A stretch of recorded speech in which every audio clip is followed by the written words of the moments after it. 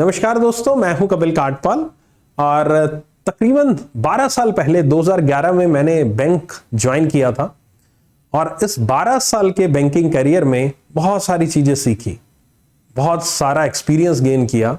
Banking industry किस तरह से काम करती है, बिल्कुल एक बारीक से बारीक इंटरनल से इंटरनल चीज जो अमूमन एक व्यक्ति जो बाहर एक्सटर्नल होता है उनको नहीं मालूम होती है। ठीक है, और बहुत सारी ऐसी बातें जो मैं इस वीडियो में आपको बताने वाला हूं जो शायद ही किसी ने पहले बताई होंगी, किसी ने आपसे डिस्कस की होंगी, क्योंकि ये बात वही बता सकता है जो बैंक में ऑलरेडी नौकरी कर रहा है या कर चुका है, उसको बातें पता होती हैं। और ये भी नहीं कहूंगा जिसने अभी 1-2 साल 3 साल जॉब किया उनको भी इतनी चीजें डिटेल में नहीं पता होती, क्योंकि अभी वो अपने स्टार्टिंग फेज में होते हैं और वो समझ रहे होते हैं, चीजों को सीख रहे होते हैं। हम लोग 12 साल के एक्सपीरियंस लेके बहुत सारी चीजों के ओर आगे बढ़ चुके होते हैं, बहुत सारे लोगों को जानते हैं, बहुत सारे सीनियर्स को जानते हैं हम लोग, और उनसे बहुत कुछ सीखने को मिलता है ऑन अ डेली बेसिस। हम कुछ ना कुछ रोज नया सीखते हैं और बहुत सारे हमारे जूनियर्स होते हैं जिनको हम सिखाते भी हैं, राइट।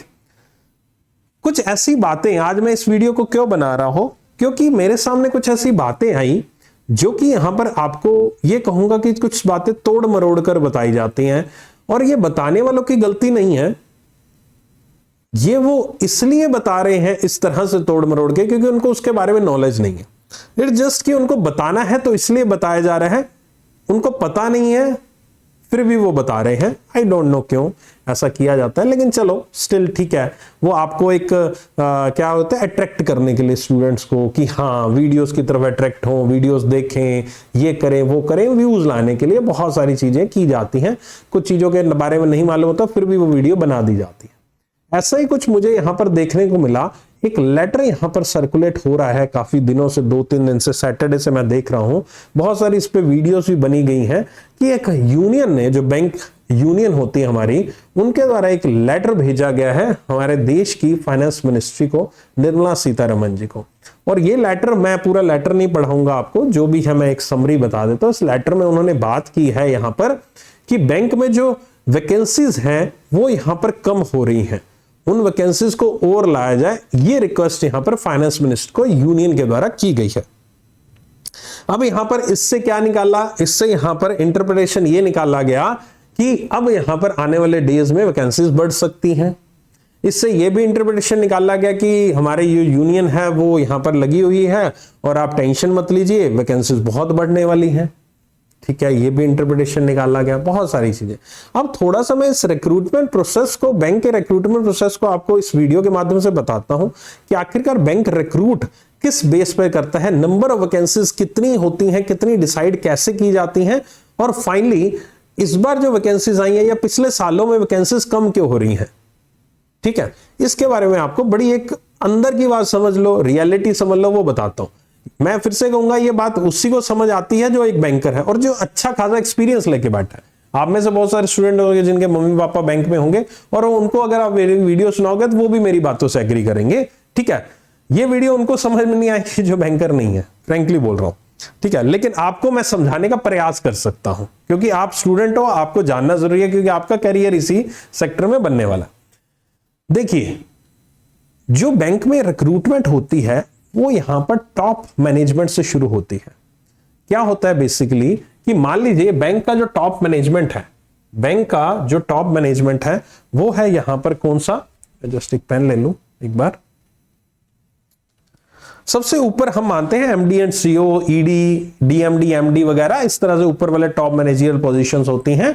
उसके नीचे जो मैक्सिमम जो पोजीशन नीचे होती वाली होती है वो सीजीएम की होती है, चीफ जनरल मैनेजर। इनके नीचे जीएम काम करते हैं। सीजीएम की पोस्ट भी सभी बैंक्स में नहीं होती, कुछ बैंक्स में होती है। सीजीएम, जीएम, जीएम के नीचे डीजीएम्स होते हैं, डीजीएम के नीचे यहां पर एजीएम्स, एजीएम के नीचे चीफ मैनेजर, चीफ मैनेजर के नीचे सीनियर मैनेजर्स आ जाते हैं, फिर मैनेजर की पोस्ट आ जाती है, फिर असिस्टेंट मैनेजर आ जाते हैं, फिर इनके नीचे क्लर्क आ जाते हैं। ठीक है, और इनके नीचे सबऑर्डिनेट स्टाफ वगैरह वगैरह जो होता है, जो पीएन टाइप का होते हैं हमारे, उनको सबऑर्डिनेट स्टाफ कहते हैं, तो वो आ जाते हैं। तो ये एक हायरार्की होती है यहां पर बैंक्स में। ठीक है, अभी आप असिस्टेंट मैनेजर, जो आप पीओ लगते हो, इसको असिस्टेंट मैनेजर कहते हैं, और क्लरिकल में नॉर्मल क्लरिकल की जो वैकेंसीज आती हैं।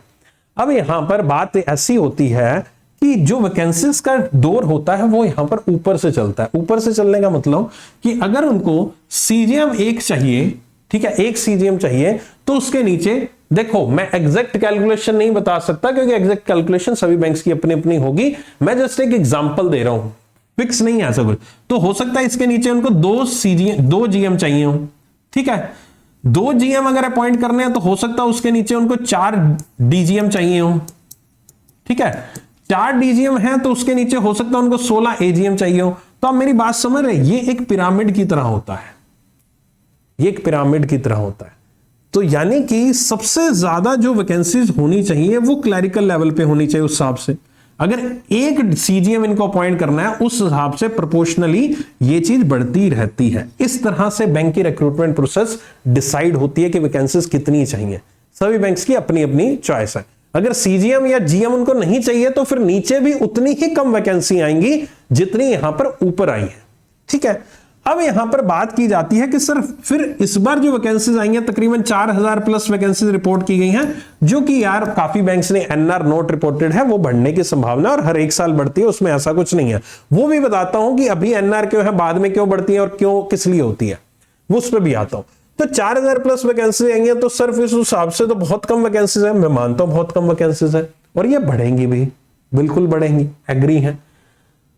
लेकिन यहां पर जो वैकेंसीज हैं वो इस टाइम पे एनआर यानी कि रिपोर्ट नहीं की गई है। क्यों नहीं की गई है, इसके पीछे का एक कारण है और वो कारण है यहां पर आपका, क्या कारण है कि बैंक का जो रिक्रूटमेंट प्रोसेस होता है, ऑलमोस्ट सारे बैंक्स का जो रिक्रूटमेंट प्रोसेस, रिक्रूटमेंट नहीं कहूंगा, इंटरनल प्रमोशन प्रोसेस जो होता है, इंटरनल प्रमोशन जो होते हैं बैंक के द्वारा जो किए जाते हैं, वो सारा का सारा प्रोसीजर जनवरी से स्टार्ट होता है और ये एंड हो जाता है अप्रैल तक, समझ लीजिए। मैं ऑन एन एवरेज बात कर रहा हूं, सभी बैंक्स का अपना अपना हो सकता है, 1-2 महीना आगे पीछे हो, लेकिन सभी बैंक्स का जनवरी में स्टार्ट होता है, अप्रैल में।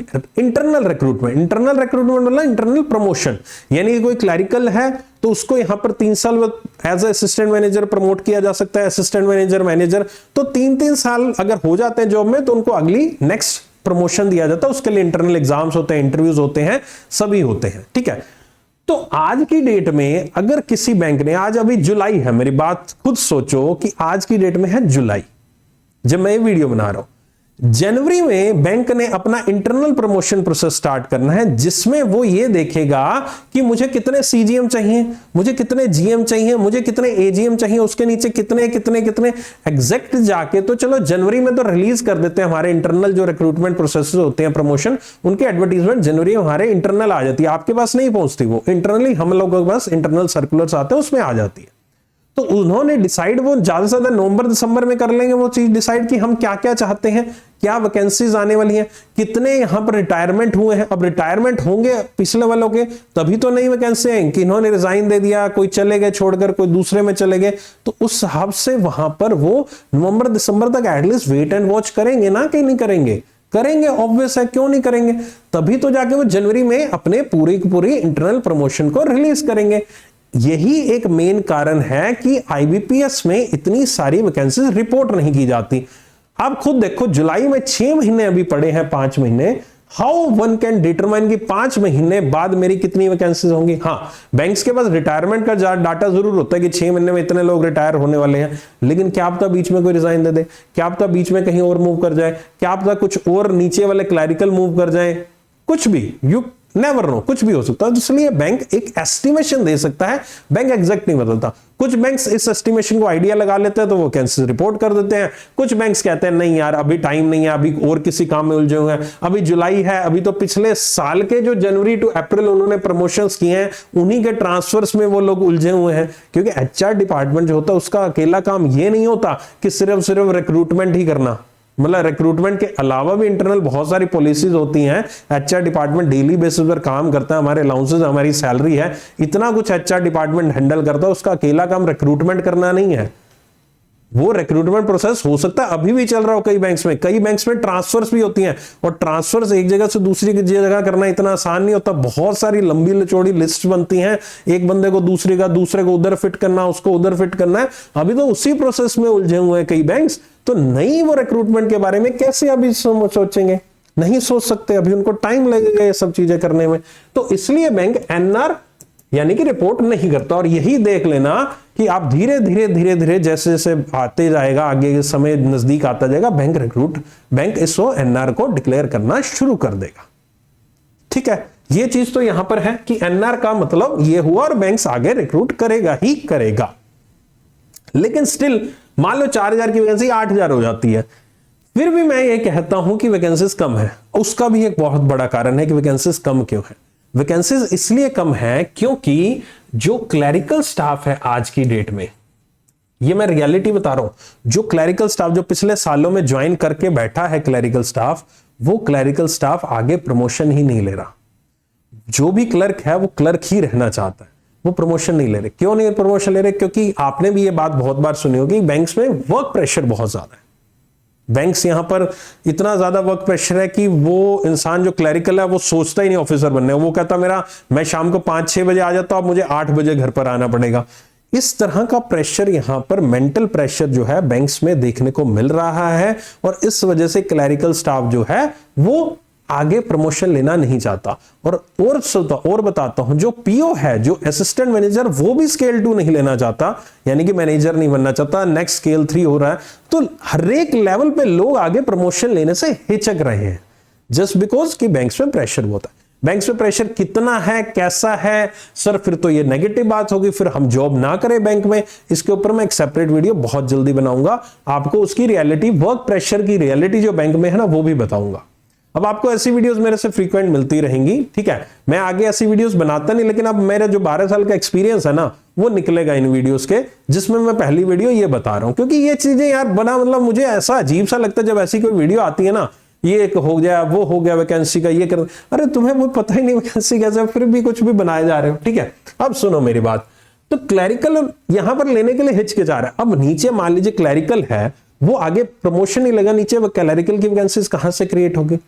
ऊपर से जरूर क्रिएट हो रही है, लेकिन नीचे से भी तो साथ साथ सपोर्ट चाहिए ना उसको वैकेंसी को क्रिएट करने के लिए। ऊपर से मान लीजिए एक सीजीएम की वैकेंसी चाहिए, उसके प्रोपोर्शनली मान लीजिए नीचे पिरामिड बन रहा है, जो मैंने पीछे बताया था, उसके हिसाब से वैकेंसीज क्लरिकल में होनी चाहिए इतनी। लेकिन वाकई वो तभी तो होगा जब कोई नेक्स्ट हायर वाला प्रमोशन भी तो लेगा। कोई प्रमोशन ही नहीं ले रहा, उस हिसाब से फिर सीजीएम की रिक्वायरमेंट ही नहीं। ऑलरेडी जो सीजीएम बैठा है वो रिटायर ही नहीं हो रहा, मान लीजिए सीजीएम की रिक्वायरमेंट ही नहीं आई, तो फिर नीचे वैकेंसीज कहां से क्रिएट होंगी? नहीं होंगे क्रिएट वैकेंसीज। ये एक बहुत बड़ा कारण है आज की डेट में जो समझ में आ रहा है कि क्लरिकल जो है आगे प्रमोशन नहीं ले रहा। और आपको एक और चीज बताऊं, मैं जिस ब्रांच में काम करता था ना, उस ब्रांच में क्लरिकल स्टाफ, या मैं अपनी ब्रांच, अपनी सिटी की ब्रांचेस की बात कर रहा हूं, मेरी सिटी की जितनी ब्रांचेस हैं उनमें क्लरिकल स्टाफ कहीं ना कहीं 1 या 2 एक्सेस बैठा है। अभी हम इस लेटर को पढ़ोगे ना, इसमें लिखा शॉर्टेज ऑफ स्टाफ, इसमें लिखा हुआ है शॉर्टेज ऑफ स्टाफ। यहां पर हम रिक्वेस्ट करते हैं स्टाफ की शॉर्टेज है, ये है वो है। मैं मानता हूं स्टाफ की शॉर्टेज है, आई एग्री, लेकिन किस लेवल पे है वो देखना पड़ेगा। और ये स्टाफ की शॉर्टेज सभी बैंक्स में जरूरी नहीं है ना हो, और सभी शहरों में जरूरी नहीं हो, सभी बैंक्स में जरूरी नहीं हो। यूनिवर्सल हम बात करते हैं शॉर्टेज ऑफ स्टाफ की। ठीक है, और जो वर्क प्रेशर है डिपेंड करता है बैंक टू बैंक, उस पर अलग से बात करेंगे। तो जो शॉर्टेज ऑफ स्टाफ है, अब मैं अपने एरिया की बात करूं, उसमें क्लरिकल स्टाफ शॉर्टेज है ही नहीं, एक्सेस बैठा है। एक बार बैठ गया, 5 साल उस ब्रांच से हिलते नहीं है, दूसरी ब्रांच में जाते हैं, प्रमोशन लेते नहीं है। अब कितने लोगों को एकोमोडेट करोगे? पिछले कितने सालों से मैं 2-3 साल की अपनी रिक्रूटमेंट, जो भी आप आईबीपीएस के थ्रू क्लर्क आते हैं ना, अब मैं बैठा हूं ब्रांच में, मेरे पास तो क्लर्क और पीओ नए ज्वाइन करते हैं, ऑब्वियस है मेरे पास आएंगे। देखता हूं मैं रोज आपके आईबीपीएस के कितने तो रिक्रूटमेंट प्रोसेस में मेरी ब्रांच में आके ज्वाइन कर चुके हैं बच्चे, कई तो मेरे स्टूडेंट्स ही होते हैं, तो मैंने देखा हुआ उनको ज्वाइन करते हुए, मेरे सामने आंखों के सामने ज्वाइन करते हैं, बैठते हैं मेरे साथ कि सर इस बार आईबीपीएस दिया था, ऐसे वैसे बातें होती हैं। लेकिन अगर आपको बताऊं पिछले 2-3 साल में मेरे शहर में, मेरे रीजन में, मेरे एरिया में किसी भी क्लरिकल स्टाफ नए को भेजा ही नहीं गया। क्यों नहीं भेजा गया? वो कहते हैं आपके रीजन में ऑलरेडी क्लरिकल स्टाफ बहुत ज्यादा है। और तो और सुनो, जो प्रमोशन हो जाते यहां से चले जाते हैं क्लरिकल से ऑफिसर बनके, उनकी जगह नया क्लरिकल भेज ही नहीं रहे, वगैरह स्टाफ पूरा है। स्केल 1 से 2 चले जाते हैं, जो स्केल 1 की जो शॉर्टेज रहती है उसको नहीं भेजा जा रहा है, वो कहते हैं ऑलरेडी एक्सेस है। तो कहीं ना कहीं ये चीज यहां पर मैनेजमेंट के माइंड में है कि इस जगह पे एक्सेस है, इस जगह पे शॉर्टेज है, तो जो शॉर्टेज वाली जगह है, जहां से एक्सेस है, वहां से उठा के शॉर्टेज वाली जगह पे भेजते हैं। नया को जरूरत ही नहीं पड़ती उनको, ठीक है। नहीं, अब ये एक्सेस क्यों एक जगह पे क्रिएट होता है? क्योंकि हमें एक होम टाउन का होता है ना, क्लैरिकल स्टाफ अपने होम स्टेट से भरेगा, उसको होम टाउन चाहिए और मिल जाता है उसको होम टाउन। अब वो क्लैरिकल से ऑफिसर बनकर दूर क्यों जाए, पूरे ऑल इंडिया में क्यों जाए? क्योंकि पीओ की जॉब ऐसी है, पूरे इंडिया में कहीं पोस्टिंग है, क्लैरिकल में तो आप फिर भी स्टेट चूज कर सकते हो। तो वो नहीं जाना चाहता, वो अपना स्टेट नहीं बदलना चाहता, अपने घर पे रहना चाहता है, और उठाकर क्लैरिकल को स्टेट से बाहर पोस्टिंग दे भी नहीं सकते। क्यों नहीं दे सकते? क्योंकि उसने होम स्टेट भरा था, तो उसको कैसे देंगे? स्टेट तो चेंज होता नहीं, क्लैरिकल में पीओ में हो सकता है, रीजन भी चेंज हो जाता है। तो इसलिए यहां पर ये एक मोटा मोटा मैंने आपको सिनेरियो बताया कि क्या रीजन है बेसिकली बैंक के रिक्रूटमेंट प्रोसेस का होता कैसे है। कुछ पॉइंट्स क्या थे इंपॉर्टेंट? एक चीज तो थी इंटरनल जो प्रमोशन प्रोसेस स्टार्ट ही जनवरी में होता है बच्चे, तो अभी कैसे डिक्लेयर कर देंगे वैकेंसीज? कैसे मुझे पता लगेगा 6 महीने बाद क्या होने वाला है? 2-3 महीने बाद मैं उस पर काम करूंगा। जो पिछली रिक्रूटमेंट प्रोसेस है उसको ये बैंक के एचआर डिपार्टमेंट हैंडल कर ले पहले। वही ट्रांसफर पॉलिसीज अभी चल रही है, अभी तो लोगों को पता ही नहीं है ना। हम अपनी कोई लेटर भेजते हैं एचआर डिपार्टमेंट को, भेजते हैं कोई रिक्वेस्ट करते हैं, वही हमारी खुद की इंटरनल रिक्वेस्ट, कोई अलाउंसेस की कुछ भी चीजें वो एक महीना पेंडिंग पड़ी रहती हैं, है ना। तो ये सब चीजें करनी बहुत ही जरूरी है, लेकिन हर एक चीज का सही समय आता है। तो वो सही समय आईबीपीएस के अकॉर्डिंग तो आ गया, क्योंकि उनका काम है रिक्रूट करना, उनका काम है एग्जाम देना, उनका काम है कैलेंडर देना, वो तो अपने अकॉर्डिंग चलते हैं। लेकिन वो सारे के सारे बैंक से कोऑर्डिनेशन नहीं बिठा सकते, और सभी बैंक आपस में कोऑर्डिनेशन नहीं बिठा सकते। तो इसलिए यहां पर, और अब ये देखो एक और, अब लास्ट में बताता हूं जो ये यूनियन वाली बात है, ये जो यूनियन वाली कहानी है ना भाई, देखो मैं फ्रेंकली बोल रहा हूं, यूनियन मानते हैं कि बहुत मजबूत होती है, लेकिन एक वैल्यू बताऊं ना यूनियन की वैल्यू उतने लेवल की नहीं होती जितने लेवल की इस लेटर में दिख रही है।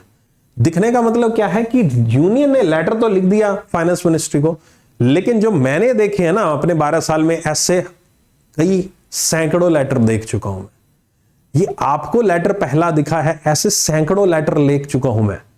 अब क्या है, यूट्यूब आ चुका है तो आप तक ये चीजें पहुंचने लगी है। पहले यूट्यूब नहीं था तो नहीं पहुंचती थी, लेकिन ये चीज आपको फ्रेंकली बताऊं, आप लोगों के लिए ये हुआ हो लेटर लिख दिया। मेरे पास ये लेटर शायद आपसे, जब आप तक ये यूट्यूब वीडियोस वगैरह पहुंचे, उससे भी शायद एक दिन पहले मेरे पास लेटर आ गया होगा, है ना। इसका ड्राफ्ट ऑलरेडी हमारे पास आ जाता है। एक और चीज है, ये तो लेटर है ना 8 तारीख का, 8 जुलाई का लेटर है ना, इसके ड्राफ्ट जो होते हैं ना कि भाई ये लेटर हम भेजने वाले हैं फाइनेंस मिनिस्टर को, 2 दिन पहले ड्राफ्ट आ जाता है कि ये लेटर भेजा जा रहा है, फिर ये ऑफिशियल लेटर आता है। तो मेरे पास तो 2 दिन पहले, इससे भी 2 दिन पहले आ गया था, तो मैं क्यों ना इस पे वीडियो बनाता, है ना। तो चीजें इतनी हवा दिखाई जाती है, उतनी हवा होती नहीं है। ये यूनियन का लेटर मेरे अकॉर्डिंग कोई इतनी ज्यादा वैल्यू नहीं रखता कि यूनियन ने कह दिया तो फाइनेंस मिनिस्ट्री मान लेगा। फाइनेंस मिनिस्ट्री यूनियन की बात नहीं सुनता होता तो अब तक कब की यहां पर 5 डे वीक हो जाता, हमारा हुआ नहीं अभी तक। सैलरी हमारी ड्यू है भाई, 5 जो हमारी अगला बाइपार्टेड सेटलमेंट है, ड्यू है, सैलरी इंक्रीज होनी है, जो ड्यू है पिछले इतने सालों से वही नहीं इंक्रीज हो रही। यूनियन की बात इतनी ज्यादा सुनी आती। ये तो यूनियन वाले, बस उनको क्या होता है कि आपके जो मेंबर हैं यूनियन के, यानी कि स्टाफ है, उनको बताना होता है कि हम कुछ कर रहे हैं भाई, हम काम कर रहे हैं, हम जिंदा हैं। लेटर लिख दिया, बस 3 दिन लगा के लेटर लिख दिया, भेज दिया। ये तो सबको पता है। हम लोगों में कोई भी क्रेज नहीं है इस लेटर को पढ़ने का, लेकिन इस लेटर को क्रेज बना दिया गया यूट्यूब ने, ठीक है, और सब ने, है ना। इस लेटर की कोई औचित्य नहीं, जो करना है वो होगा, जो फाइनेंस मिनिस्ट्री का करना है वो होगा, जो एचआर डिपार्टमेंट ना हमारे, जब बैंक ने जो कुछ करना है तभी होगा, कुछ नहीं होगा। यूनियन ठीक है, स्ट्रॉन्ग है अपनी जगह पे, लेवल अच्छा है कि भाई हमारे जो इंटरनल कुछ हमारे प्रॉब्लम्स होती हैं, हमारे जो इंटरनल ट्रांसफर्स होते हैं, उनके लिए यूनियन स्ट्रेंथेबल होती है। वो भी कुछ बैंक्स में, सारे बैंक्स में नहीं, कुछ बैंक्स में अच्छी खासी है और सुनी जाती है, और वो भी लोकल लेवल की जो मैनेजमेंट होती है वो सुनती है, ठीक है। कई बातों पे सुनी आती है, कई बातों में नहीं सुनी है। तो खासकर रिक्रूटमेंट वाली बात पे तो जो जेन्युइन रिक्रूटमेंट होगी उसी के अकॉर्डिंग सुना जाएगा। तो आई होप कि ये पूरा बैंक का जो रिक्रूटमेंट प्रोसेस है आज आपको समझ में आएगा। जो एनआर की बातें की जाती है, नोट रिपोर्टेड, नोट अवेलेबल की बातें, ऐसी हवा में कोई भी कुछ भी बोले जा रहा है, ये लेटर दिखाकर आपको कुछ भी हवा में उड़ाई जा रही है चीजें, ये सब चीजें ऐसे नहीं होती है। रियलिटी इसके पीछे और है, और इसी तरह की रियलिटी चेक की वीडियो जो है वो मैं आए दिन लेकर आता रहूंगा। नेक्स्ट वीडियो आपसे वादा है वर्क प्रेशर पे जरूर बनाऊंगा, बैंक में वर्क प्रेशर की रियलिटी क्या है, ये थी reality of bank recruitment process. अगली वीडियो आएगी reality of bank work pressure, मेरा 12 साल का एक्सपीरियंस बैंक में, जो आपके लिए बहुत ही अहम रहेगा। आपको जानना जरूरी है, आप जिस ऑर्गेनाइजेशन में काम करना चाहते हैं उस ऑर्गेनाइजेशन के बारे में आपको जो ऑथेंटिक खबरें नहीं दी जा रही, आपको कुछ भी बताया जा रहा है, मैं उस चीज को यहां पर क्रैक करना चाहता हूं। मेरा पर्पस यहां पर कोई व्यूज लेना नहीं, लेकिन मेरा पर्पस यहां पर यह है कि यार गलत तो एटलीस्ट ना पहुंचे ना मैसेज। आज जो बात बताई आपको किसी ने यह चीज नहीं बताई होगी, और यह चीज बता भी नहीं पाएगा कोई जब तक एटलीस्ट उसको अच्छा खासा बैंक में एक्सपीरियंस ना हो जाए। और कई लोग कहते हैं ना कि मेरा वो एचआर डिपार्टमेंट से मेरी बात हुई है, अच्छा बैंक की वैकेंसी ऐसे आने वाली है, ऐसे आने वाली, ये होगा वो होगा, अच्छा वो वैकेंसीज आ जाएंगे बढ़ जाएंगे। कई ऐसे यूट्यूब पे आपको मिल जाएंगे कई वीडियो, मेरे भाई है, मेरे अंकल है, वहां पर ये है वो है। अरे भाई उनको कहो जिनके अंकल या भाई है ना जहां पर भी है, या वो खुद हैं, उनको खुद के ट्रांसफर का नहीं पता, उनका खुद का ट्रांसफर शाम को हो जाता है। उनको खुद को ट्रांसफर की मेल आ जाएगी शाम को, उनको अपना बोरिया बिस्तर बांध के दूसरी जगह लेकर जाना पड़े। उनको खुद के ट्रांसफर का नहीं पता, उनको बैंक के रिक्रूटमेंट का पता। उनको यह पता है कि बैंक की वैकेंसीज कितनी आएंगी।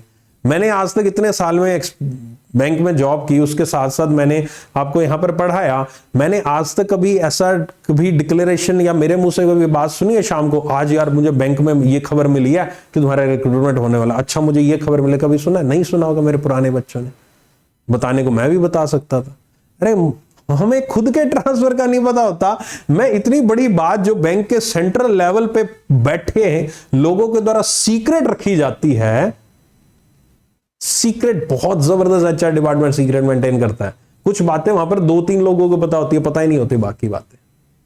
ठीक है, तो इसलिए ऑथेंटिक रहो और अच्छे से रहो, पढ़ाई करते रहो, इन सब चीजों से दूर रहो। ठीक है, रियलिटी चेक के लिए यहां आते रहो ताकि आपको बाकी सारी वीडियो से दूर रहे। ये वीडियो इसलिए बनाई गई है कि जो आपको दिखाया जा रहा है एक्चुअल में वो नहीं होता, रियलिटी कुछ और होती है। लेटर की कोई वैल्यू नहीं है, छोड़ो, लेटर के पीछे मत भागो, कुछ नहीं होना। जो आई है वैकेंसीज आएंगी, बढ़ेंगी जरूर, उस पर टेंशन मत लो। अभी रिक्रूटमेंट प्रोसेस लंबा है, जब तक आता रहेगा, जब तक एग्जाम होता रहेगा, धीरे धीरे वैकेंसीज बढ़ती रहे। अब देखना आए ना आए दिन एक एक वीडियो आती रहेगी, आज आईबीपीएस ने वैकेंसीज बढ़ा दी, फिर 5 दिन बाद आईबीपीएस ने वैकेंसीज बढ़ा। वो वीडियोस बनाते रहेंगे, तुम व्यूज खींचते रहना, सब काम होता रहेगा, तुम्हारी पढ़ाई डिस्टर्ब, तुम ऐसे ही करते रहना। ठीक है, आज भी वीडियोस ऐसी इतनी लंबी बन गई, मैंने छोटी बनाना चाहता था। ठीक है, चलो थैंक यू सो मच। जुड़े रहना, बस बने रहना, इस चैनल के साथ जुड़े रहना। बहुत सारी ऑथेंटिक वीडियो इस चैनल पे आपको मिलती रहेंगी। Thank you.